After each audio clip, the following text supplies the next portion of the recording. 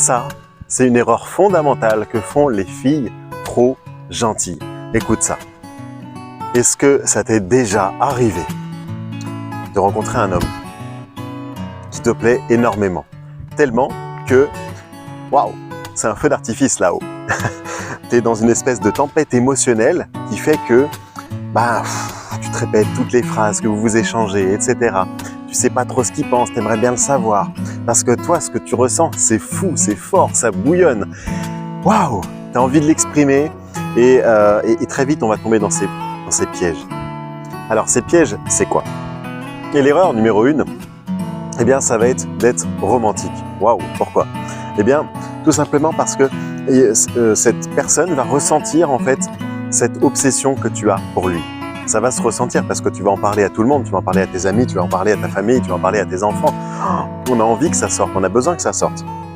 Et l'autre risque de le sentir et donc de réagir en conséquence. Et ça tout simplement parce qu'il va avoir l'impression que tu achètes son affection. Bah oui, si tu l'invites au restaurant, si tu lui offres un bouquet de fleurs, etc., etc. Maintenant, la deuxième erreur fondamentale, eh bien, c'est d'être trop en crush et de dévoiler trop vite ses sentiments à la personne. Il y a toujours ce trop-plein émotionnel et on a envie, eh bien, d'ouvrir un petit peu son cœur et de dire, eh bien, écoute, voilà, je me sens vraiment bien avec toi.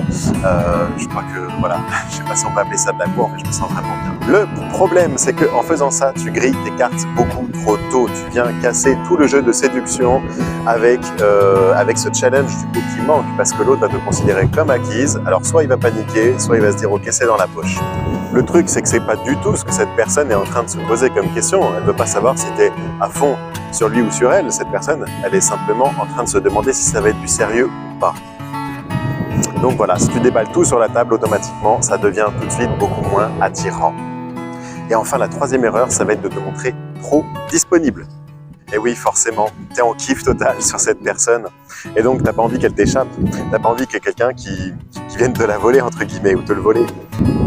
Le problème, c'est quoi? C'est que du coup, tu vas répondre très rapidement à tous ces messages, que tu vas te montrer très disponible, que dès qu'il va te proposer de le voir, eh bien, tu vas tout de suite accepter. Et en faisant ça, encore une fois, tu envoies le mauvais signal que tu es à fond derrière cette personne.